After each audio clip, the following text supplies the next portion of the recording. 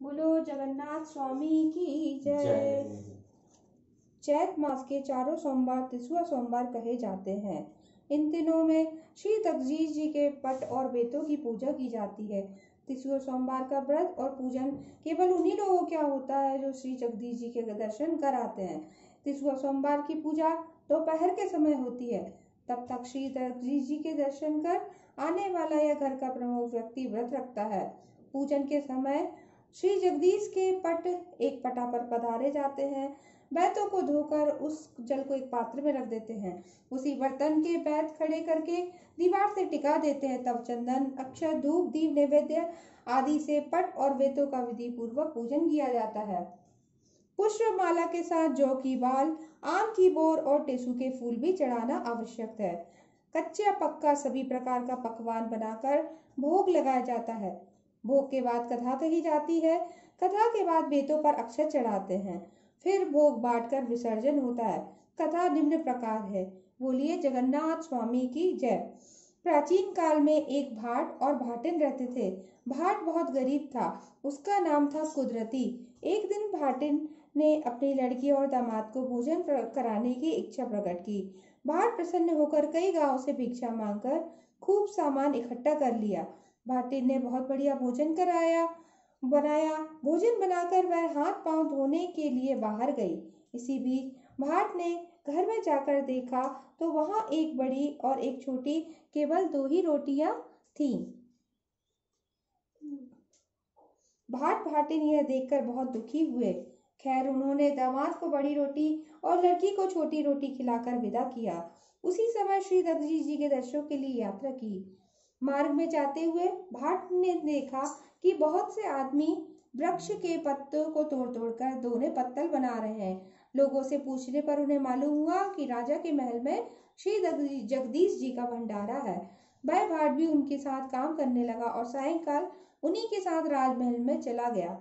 पत्तल वाले पत्तले देखकर भोजन करके बैठ गए। भाट एक जगह बैठ गया। उसने एक पत्तल में भोजन किया और दूसरी पत्तल बांधकर एक मटकी में रख ली। शाम के समय छाछ बेचने वाली स्त्रियां शहर से लौटकर अपने गांव को जा रही थीं। उन्हीं में से एक उस भाट के गांव की कुछ स्त्रियां थीं। उसने उनमें से एक को वह मटकी दे दी। छाछ बेचने वाली वह मटकी लेकर थोड़ी दूर चली होगी कि उसके सिर का बोझ भारी होने लगा। उसने सिर से मटकी उतारकर भाट की सौगात देखने की इच्छा से मटकी में जो हाथ डाला वह फंसकर रह गया। बहुत प्रयत्न करने पर भी हाथ ना निकला तो उसने श्री जगदीश जी का स्मरण किया और कहा, भाट की सौगात भाट के यहाँ जाए हमारा हाथ छूट जाए। भाट की सौगात भाट के यहाँ जाए हमारा हाथ छूट जाए। इतना कहते ही उसका हाथ मटकी से बाहर निकल गया। स्त्री ने घर पहुंचकर अपनी सास से कहा कि इस मटकी को देखना नहीं, भाटिन को बुलाकर उसे सौंप देना। पर सास न मानी। उसने मटकी को खोलकर देखा तो उसमें हीरे पन्ने भरे हुए थे। उसने उस मटकी को अपने घर में रखकर भाटिन को एक मटकी भर गेहूं देने का विचार किया। तब उसने गेहूं निकालने के लिए कच्ची कोठार का छेद खोला तो उसमें से कीड़े निकलने लगे। यह देख सास घबराई और बोली, भाटिन की सौगात भाट के यहाँ जाए हमारे गेहूं के गेहूं हो जाए। इतना कहते ही कोठार के गेहूं ज्यों के त्यों हो गए। सास ने भाटिन को बुलाया और उसे बंद मटकी सौंप दी। भाटिन ने मटकी को घर ले जाकर खोला तो उसमें बहुत सारे बहुमूल्य हीरे जवाहरात पन्ने से भरा हुआ था। उसने उसमें से एक भाग को दान पुण्य के कार्यों के लिए संकल्प किया और से अपने खाने पीने का काम चलाने लगी। उधर भाट जो श्री जगदीश जी के दर्शन यात्रा के लिए जा रहा था, उसे रास्ते में एक साधु मिला। साधु ने कहा, अगर सचमुच ही तुम्हें जगदीश जी की छड़ी लगी है तो तू हमारी धूनी में धस जा, तुरंत ही जगदीश जी के पास पहुंच जाएगा। जैसे ही भाट धूनी में बस धसने चला तो साधु ने उसे मना करके एक अंधेरे कुएं में गिरने का आदेश दिया। भाट उसमें भी कूदने को तैयार हो गया। यह देखकर साधु ने उसको भड़ बूझे के भाड़ में सिर डालने को कहा। भाट उसमें भी स्वीकार हो गया। अंत में उसने सभी परीक्षाओं को उत्तीर्ण कर साधु बहुत संतुष्ट हुआ और विश्राम करने को कहा। संध्या समय साधु ने भाट को एक चुटकी और एक एक चुटकी दाल चावल आटा देकर भोजन बनाने को कहा।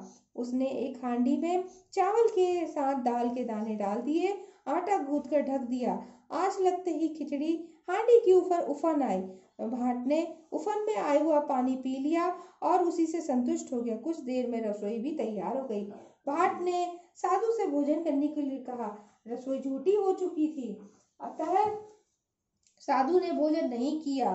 भाट ने अन्य ठहरे हुए यात्री को भी खूब भोजन कराया और फिर रसोई में बहुत सा भोजन बच गया। तब भाट ने साधु से कहा, मैं समझ गया आप ही स्वामी जी है, क्योंकि ऐसी सिद्धि किसी और व्यक्ति के पास नहीं हो सकती। मैं अल्पज्ञ हूँ, आप सर्वज्ञ हैं। मैं आपकी परीक्षा लेने योग्य नहीं हूँ। जिस प्रकार आपने कृपा करके मार्ग में दर्शन दिया, उसी तरह पुरी में भी दीजिएगा।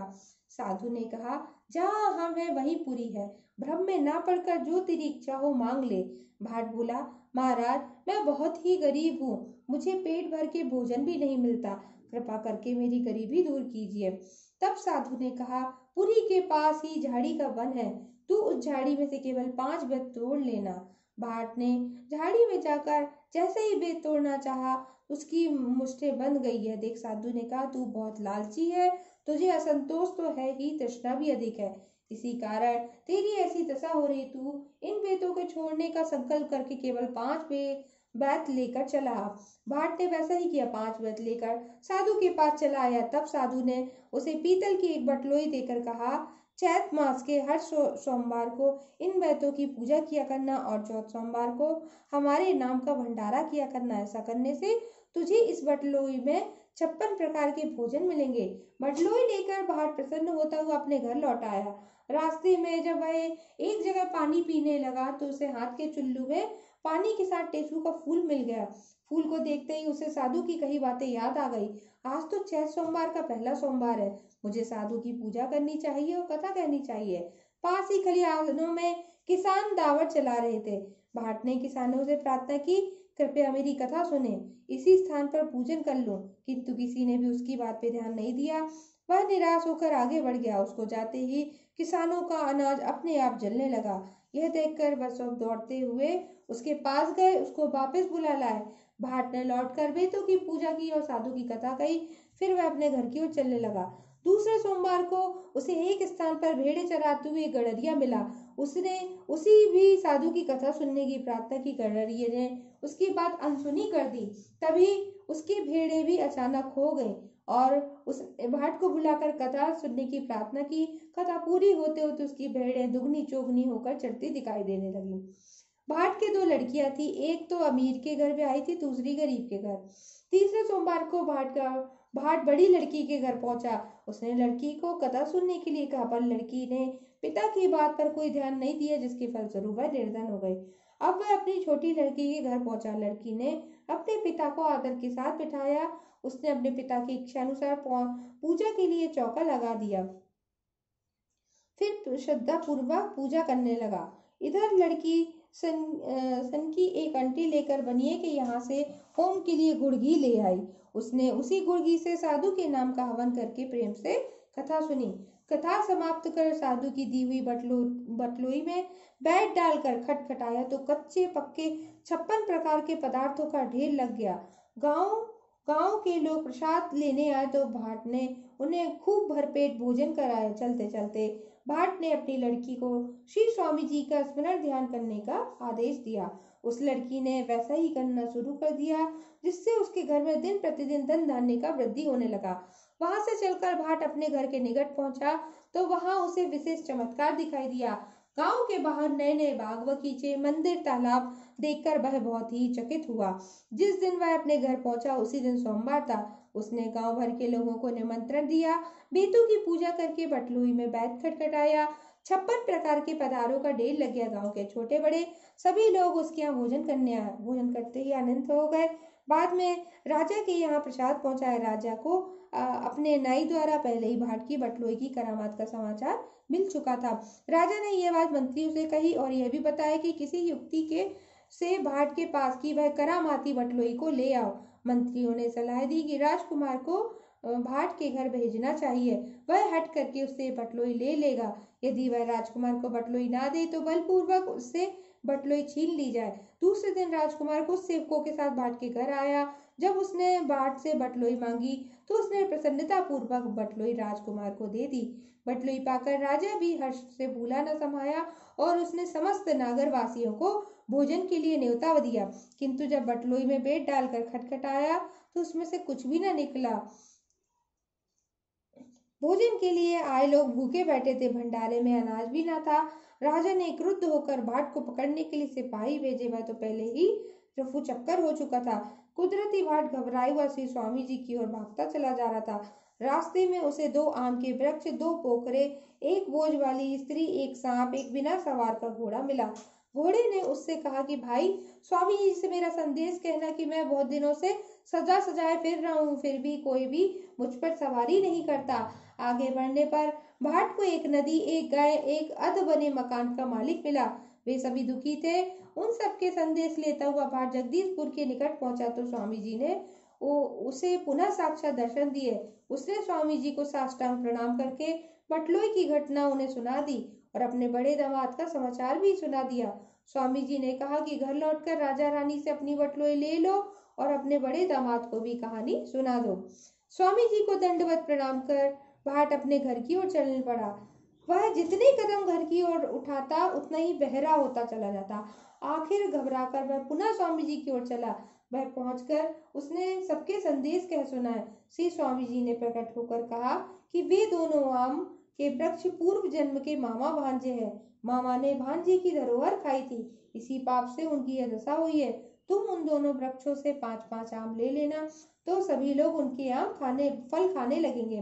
दोनों पोखरे पूर्व जन्म की देवरानी जेठानी है। वे सदा कलह करती थी, कभी भी मिलकर ना रहती थी। इसी कारण उनका जल कोई नहीं पीता। तुम उन दोनों पोखरों से 5-5 चुल्लू पानी पी लेना, तो सभी लोग जल लेने लगेंगे। बोझ वाली स्त्री मतलबी थी। उसने पहले जन्म में दूसरों से अपना बोझ तो उतरवाया, पर उनके बोझ नहीं उतारे, इसलिए उसको दंड मिला है। तुम उसके बोझ को छू दोगे तो वह सिर से उतर जाएगा।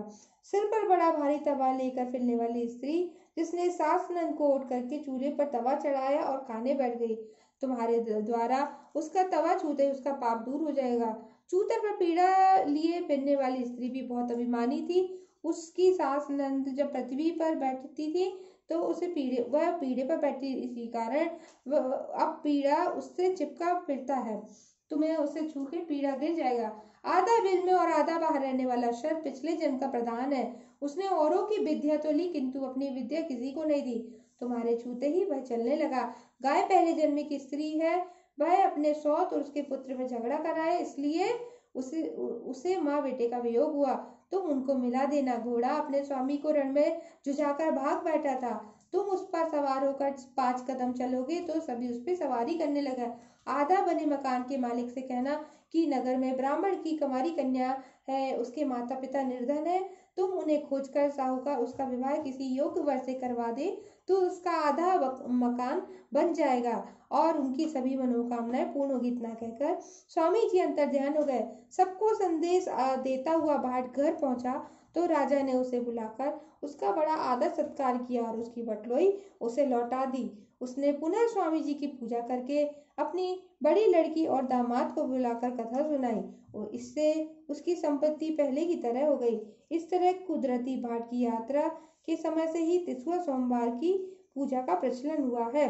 टेसु के फूल से सर्वप्रथम पूजा हुई, तभी से आरंभ हुआ, इसलिए यह तिसुआ सोमवार भी कहलाता है। बोलिए जगन्नाथ स्वामी की जय।